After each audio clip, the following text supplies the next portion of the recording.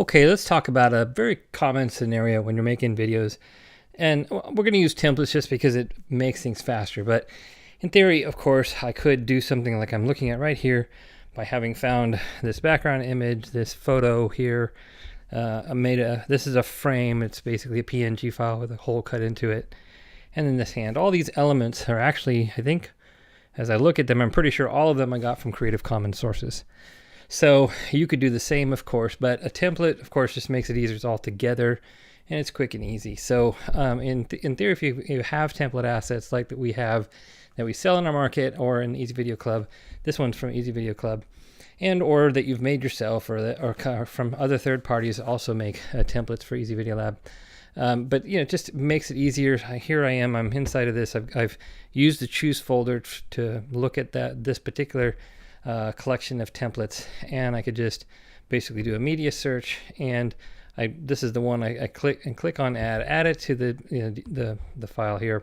And this particular one is designed more to kind of swap out a photo, so I could then come in and I happen to have some photos here, so ready to go, and I could just swap in my photo, or of course if I took one on my phone or got it from a stock site or whatever.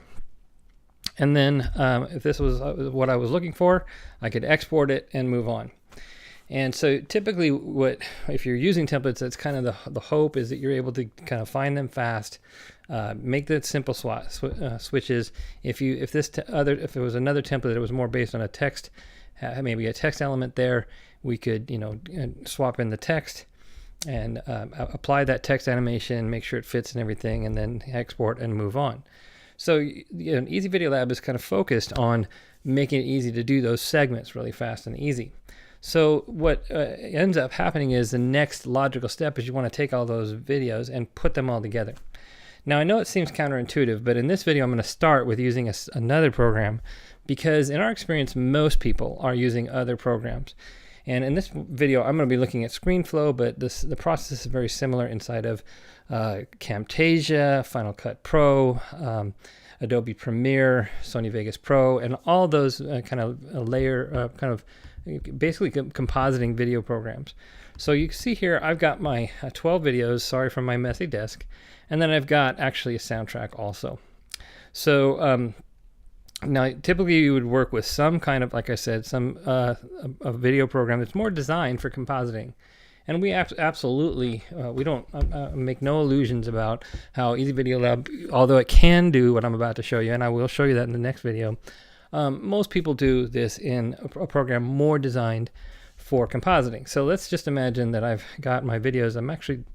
I had them all selected. Let me just I would usually kind of bring them in one at a time depending on what order they were. And by the way, whenever I'm making my videos for using a series of templates, I have found that it's great to name them according to the segments I want. In this particular case, I was doing demos, but so I'm just going to bring in just a few of these videos here, and we can just kind of pretend that we have more just to kind of make the points that I'm wanting to make.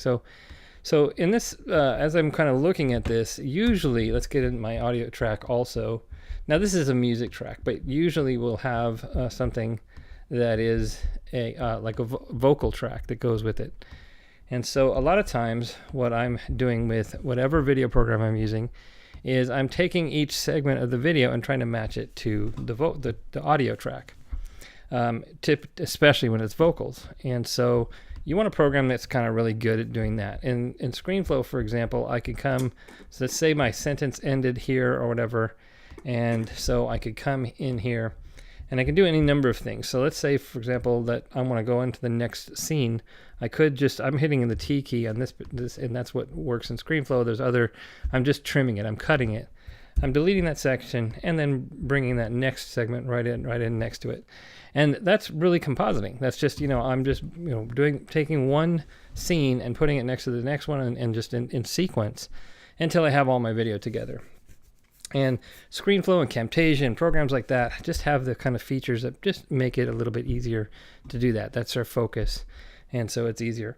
So I could do the same thing. Another thing I could do, a lot of times I can, the other features that are kind of common, I might need to stretch it out. So in this particular case, maybe I need it to be 12 seconds.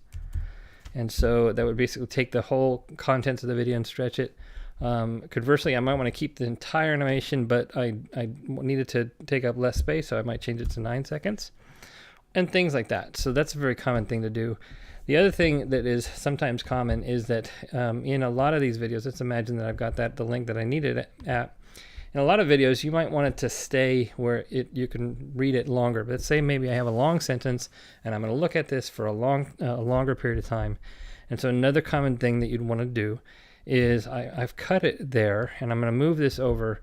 And this various programs have various ways of doing this. This is how ScreenFlow does it. I would add a freeze frame, and then I might stretch that for the duration of the time that I need it to be static.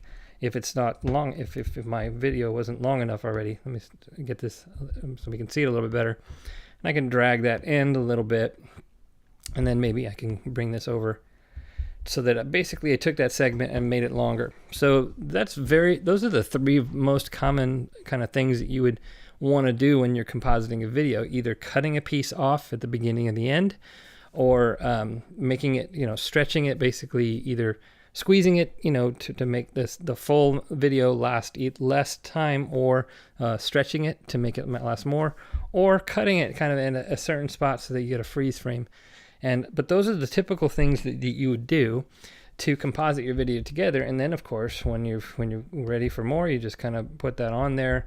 And I find that the thing I most commonly do is just kind of cut a little bit off the end there, and to make it match my sentence. It's just the fastest and easiest thing to do.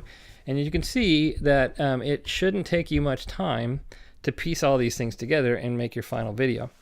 So whatever program that you use, I like to use ScreenFlow just because it's got all the bells and whistles. It's a very straightforward program, and it's really just kind of more focused on this. And there are a lot of more features, but they're not so many that it's like After Effects. It takes 1,000 hours to learn. But I mean, this part of the process can make it easier. And so I recommend this, even though, again, in the next video, I'm going to show you how you can do this also in Easy Video Lab. Other programs are more designed for this, and it just makes your experience making a longer video more pleasant and faster, because it's just use a program that's designed for that.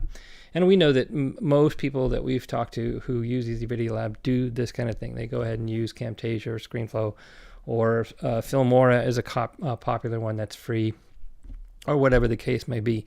But I do recommend that. Even though we own Easy Video Lab, I do recommend using a program that's better at compositing. Easy Video Lab is focused on making the segments of the videos very fast and easy. In the next video, we'll take a look at doing compositing in Easy Video Lab.